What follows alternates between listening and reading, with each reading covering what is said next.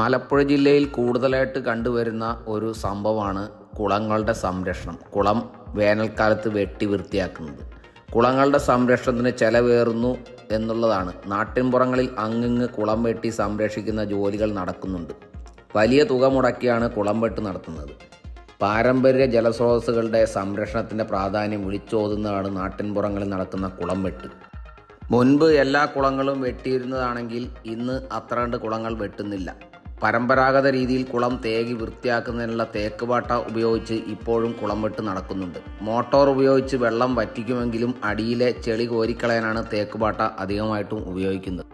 ആലപ്പുഴ ജില്ലയിലെ വടക്ക് ഭാഗങ്ങളായ പാണാവള്ളി, തൈക്കാട്ടുശ്ശേരി, പള്ളിപ്പുറം പഞ്ചായത്ത് മേഖലകളിലാണ് കുളങ്ങൾ ഏറെയും വെട്ടി സൂക്ഷിക്കുന്നത്. വേനൽക്കാലത്താണ് നാട്ടിൻപുറങ്ങളിൽ കുളങ്ങൾ വെട്ടാറുള്ളത്. ഒരു സാധാരണ കുളം വെട്ടിന് ഇപ്പോൾ ഏകദേശം 12,000 രൂപ ചിലവ് വരും. തൊഴിൽ കൂലി, വെള്ളം വറ്റിക്കുന്നതിനുള്ള മോട്ടോർ, തേക്കുപാട്ട തുടങ്ങിയവയ്ക്കാണ് ഈ തുക ചെലവാകുന്നത്.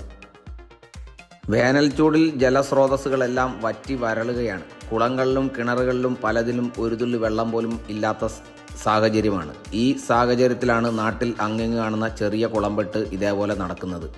വെട്ടിയ കുളത്തിൽ ഉപയോഗിക്കാനുള്ള വെള്ളം ഉണ്ടാകും, വെട്ടാത്ത കുളത്തിൽ വെള്ളം ഇല്ലാത്ത അവസ്ഥയാണ്.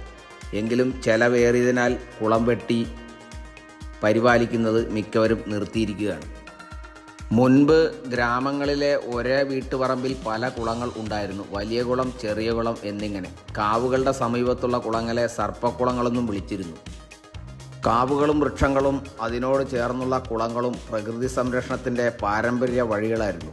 ഇന്ന് കുളങ്ങൾ പലതും മണ്ണ് മൂടിപ്പോയി. മാലിന്യവും ചെളിയും നിറഞ്ഞു കിടക്കുന്ന കുളങ്ങളാണ് ഏറെയും. പൂർണ്ണമായും നികന്ന കുളങ്ങളും ഉണ്ട്.